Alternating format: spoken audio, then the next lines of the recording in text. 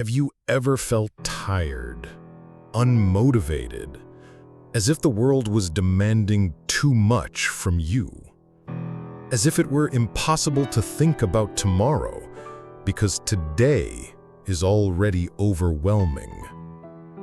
Maybe you've tried to convince yourself that you needed to be stronger. Maybe someone told you that you're lazy, complacent, lacking ambition. But what if none of that is true? What if what you're feeling is simply hunger? Not just the hunger that tightens your stomach, but hunger for rest, thirst for security, the need for a place to breathe in peace. No motivation survives when the body is on high alert. No dream blooms in soil exhausted and worn. Imagine this. You're in a forest. No shelter, no food, no water. In that condition, can you worry about your career? Can you think about networking, investing, studying? Of course not, because your body is saying, hey, I need to survive. That's all, just for today. This is the base of Maslow's pyramid. Physiological needs are the foundation. They are the minimum. Without food, without sleep, without safety, everything else collapses. But the world insists on demanding from us as if everyone was already at the top of the pyramid, as if everyone had guaranteed the basics when many of us are just trying to make it through another day. You know that thought that says, I should be doing more. Everyone can do it except me. Why don't I have the willpower? Maybe the answer isn't strength. Maybe the answer is compassion. You're not lazy. You're exhausted. You're not disorganized. You're trying to survive amidst chaos. You're not stuck because of a lack of goals. You're struggling with more urgent needs. Many people talk about focus, resilience, high performance. But how many times has someone asked you, are you eating properly? Are you sleeping well? Do you have a safe place to rest? Is there someone who listens to you? These questions are not trivial. They're essential. And it's no use skipping this part, because before wanting to grow, you need to breathe. Before wanting to achieve, you need to eat. Before wanting to accomplish, you need to rest. And maybe you're at that point in life right now, at the point where just getting out of bed is a victory. And I want to tell you, with all the care the world didn't give you, that this is worthy. Surviving is worthy. You don't need to be a walking miracle while you're still bleeding. And this is not romanticizing pain. It's respecting your process. Yes, you can dream. Yes, you can have ambition. Yes, you can go far. But that comes later, after feeding yourself, warming yourself, feeling safe. Sometimes the first step is not changing your life, it's just managing to sleep through the night. It's managing to eat something nutritious. It's managing to breathe without fear. It's managing to say, today I existed. That's enough. There are people living at rock bottom and being pressured as if they're at the penthouse. There are people fighting not to fall apart and hearing they need to have clear goals. There are people needing a hug and hearing, "You need to be stronger." The truth is, it's not strength that's missing. It's compassion. It's foundation. It's what's essential. And I know, reality doesn't always allow you to stop and take care of yourself. There are bills, kids, noise, fear. But if possible, for today, choose to eat. Choose to sleep. Choose a moment of silence. Choose to treat yourself with more compassion than the world treats you. You're doing the best you can with what you have, and that is noble. That is human. That is survival. You don't need to be ashamed for fighting for the basics. The basics are what keep you alive. And being alive is already a huge step. Being here, now, listening to this, is already proof of your strength. You are fighting, and little by little, you will build the foundation to dream. But first, breathe, eat, sleep. Allow yourself to exist without hurry. Have you ever noticed how, when you're hungry, cold, or exhausted, everything feels harder? A small problem becomes an abyss.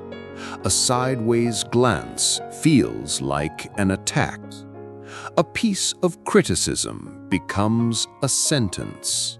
It's not an overreaction. It's your body screaming, "I can't keep fighting everything at once."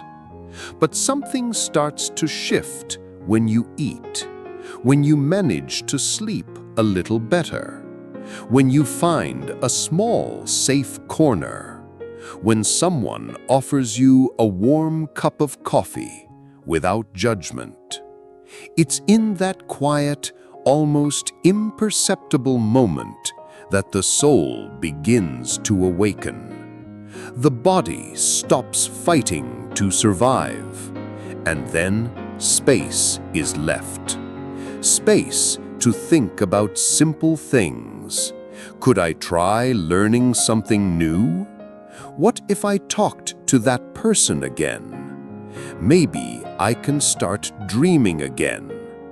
It doesn't happen all at once. It's not like flipping a switch.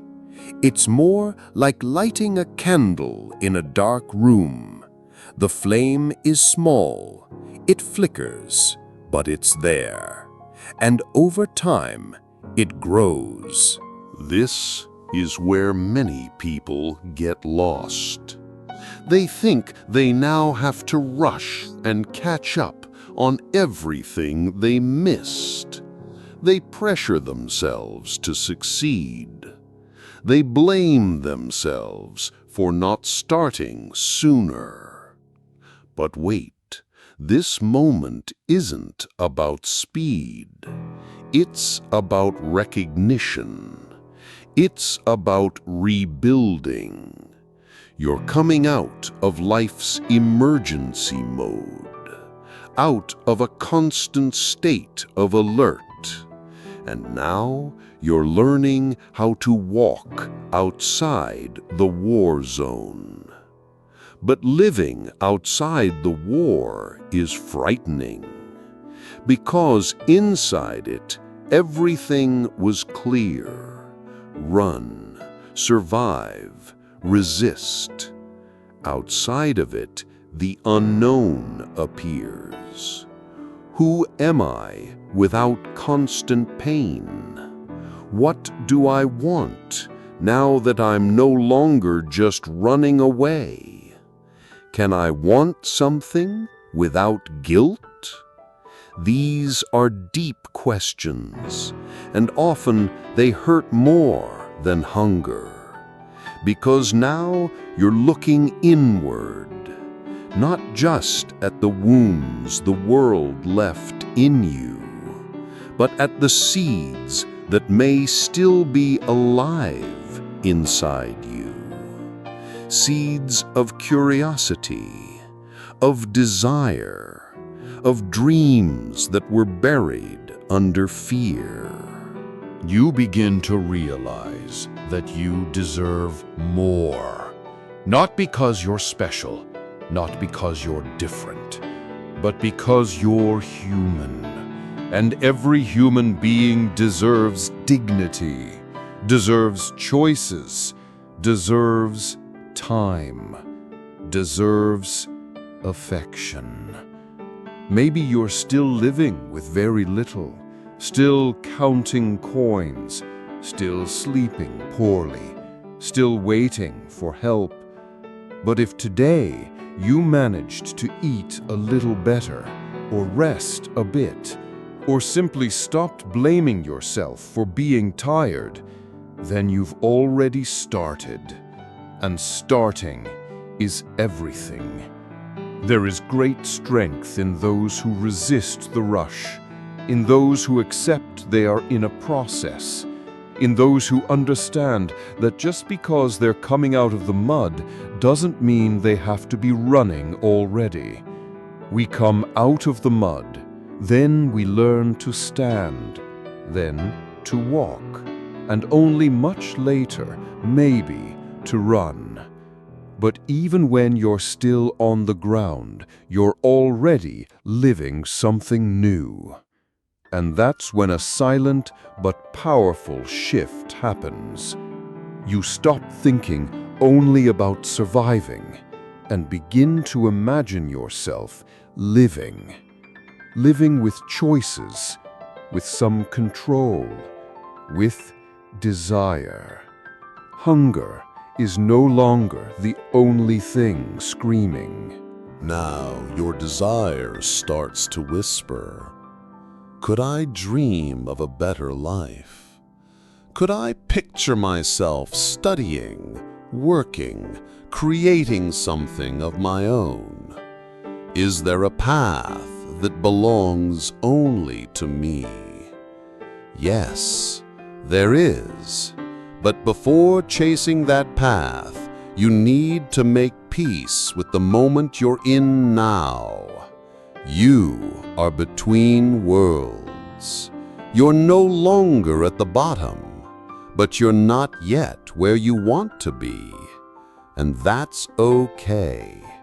It's in this in-between space that real growth happens. When the body finds some relief, the mind begins to organize the mess.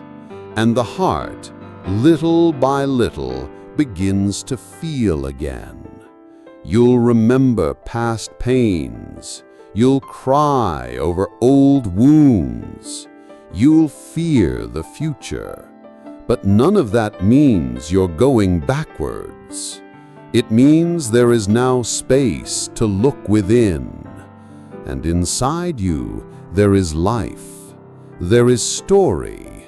There is possibility. Maybe you learned to shut down, to want less so you wouldn't be disappointed, to not expect affection so you wouldn't get hurt, to not desire anything so you wouldn't feel frustrated. But today, with a little food in your stomach, a few minutes of peace in your mind, a spark of hope in your chest, you can allow yourself something new. To want. To want not as pressure, but as a flame. To want like someone taking a deep breath and saying, I'm still here, and I want to live. That is the beginning of transformation. And no, it doesn't have to be big. It only has to be yours. Maybe now you want to study something simple. Maybe you want to write, paint, Listen to a new song. Maybe you just want to sit and look at the sky. It doesn't matter how big the desire is. What matters is that now it exists, and it's real, and it moves you. You've already done the hardest part. You endured, and now you're beginning to reconnect, slowly, in your own time, with respect for your story. The life you want may take time, but the dignity of desire, that you can have right now. Do you remember the exact moment when you started to lose faith in yourself? Maybe it happened little by little. Maybe you didn't even notice, but somewhere along the way, you stopped believing you could. You stopped seeing yourself with kindness. You stopped imagining yourself winning. You stopped trusting your own strength. And I get it. It's easy to lose faith when life becomes about survival. But look at where you are now. You've eaten, you've rested a little more, you've started breathing with less weight. And maybe, for the first time in a long time, you caught yourself thinking, could I still do it? That thought, that breath of doubt mixed with hope, it's the beginning of self-confidence. No, self-confidence doesn't mean thinking you're invincible. It's not waking up every day feeling motivated, excited, full of energy. It's much simpler and more beautiful than that. Self-confidence is looking at yourself and saying, even though I'm scared, I'm going to try. Even though I'm tired, I can take a step. Even though I failed before, I still deserve another chance. You've begun to move beyond the base of the pyramid. You've started to see that with your body even slightly nourished, your mind no longer screams so loudly. And when the world inside us quiets down a bit, you can begin to hear something new, your own voice, a voice that had been suffocated for a long time. But now it whispers things like, I still exist, I still matter, I still can. And yes, you can. You can study, you can work, you can build something even if it takes time. You can try even if you're afraid. Confidence doesn't appear out of nowhere. It grows from small victories. Because now you know. Everyone has their own story, and your story doesn't need to start from the top. It starts at the base, the hardest base of all, survival. And still, here you are, alive, moving, breathing. That says everything about your strength. Something beautiful happens when someone starts believing in themselves again. The gaze changes. The body changes. The way they walk changes. But more than that, their inner energy changes. You start treating yourself with more respect, choosing better the people you spend time with, saying no to those who belittle you, distancing yourself from what drains you. Because now you've started to understand something powerful. I don't need to mistreat myself to prove my worth. I don't need to burn out to deserve rest. I don't need to hate myself to improve. You're beginning to grow roots. And roots are invisible at first, but they are what hold everything up. That's why this moment, this return to the basics with dignity, is so important. It's from here that the strength to take the next step begins to rise. It's from here that the courage to dream higher is born. And yes, maybe now you have a dream, small but yours. Maybe a course, a change, a fresh start. And now, unlike before, you're beginning to picture yourself as capable. Not because everything is easy, but because now you see yourself as someone who deserves to try. You are not what you lacked. You are what survived the lack. You are not what they told you.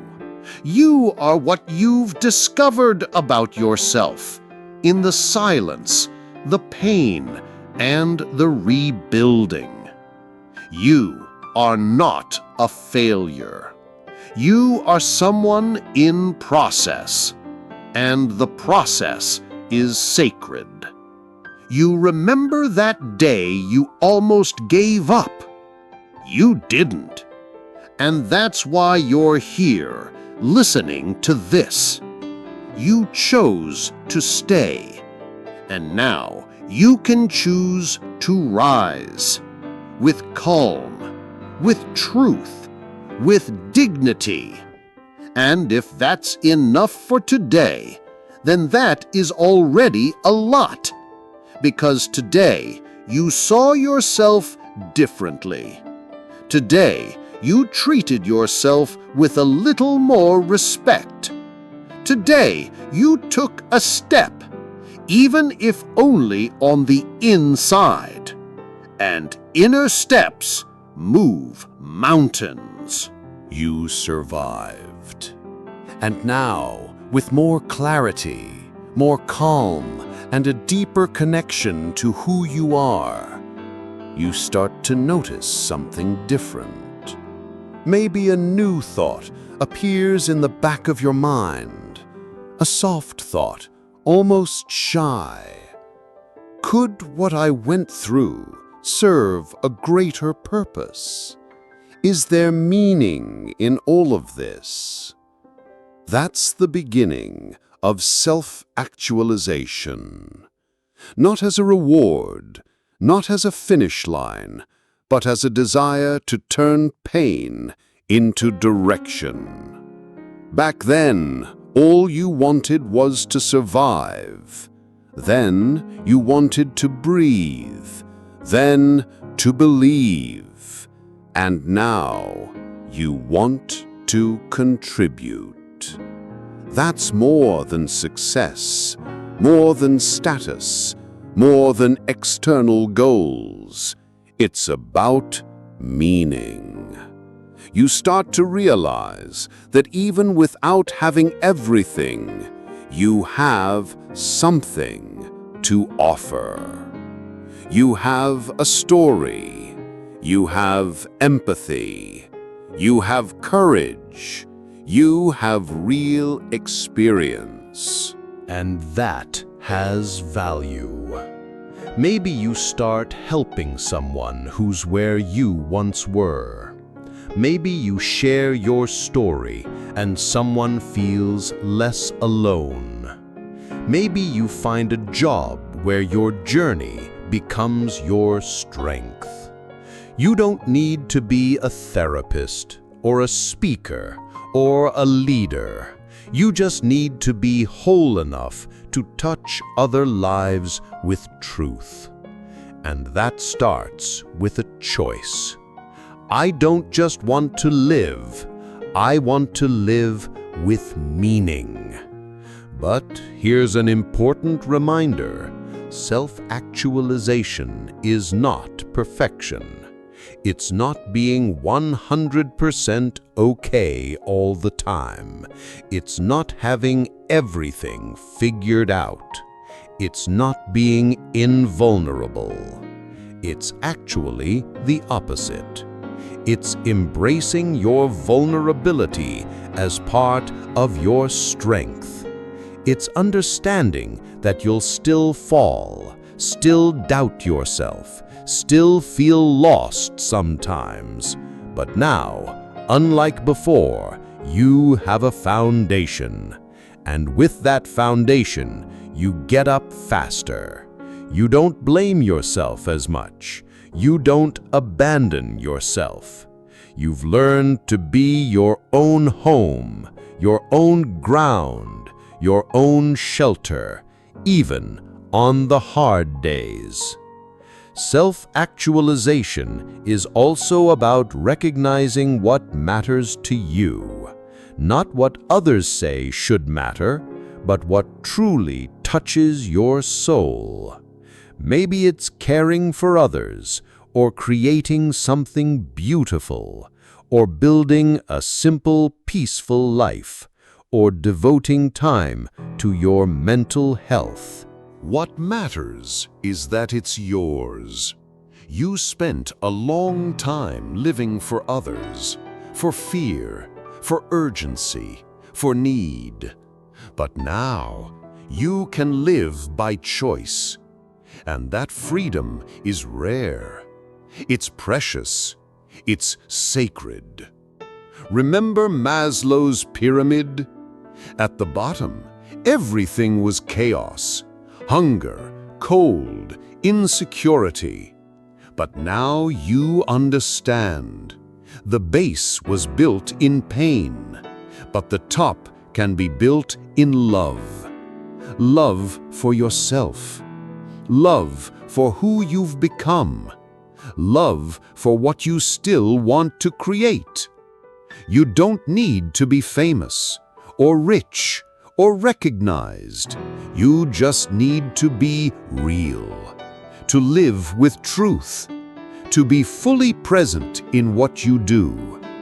That is self-actualization. And it's not a fixed state. It's a movement. Sometimes you'll step back, return to the base, need to care for your body again, for your sleep, for your mind. That's okay. Life is a cycle. But now you know the way. You know what sustains you. You know what moves you. You can build a simple and powerful purpose. I want to live a life that makes sense to me. I want to respect my limits, care for my foundation, and, when possible, help others do the same. That is the noblest journey there is, and it begins with a plate of food, with a roof, with a bit of peace. And little by little, it blooms into something much greater. You might not see it now, but one day, someone will be inspired by your story. Someone will say, "It was because of you that I didn't give up. It was your quiet strength that showed me it was possible. It was your slow step that opened the path for mine." In the end, what transforms the world isn't who shouts the loudest. It's who survives and decides to use their pain as light. You survived, and now you can live. With purpose, with meaning, with humanity. May you never forget, there is no dream without a foundation. There is no steady light without roots. And you built yours. Through hardship, through silence, through effort. Now take a deep breath. You've arrived. And the best part, what comes next, is yours to choose.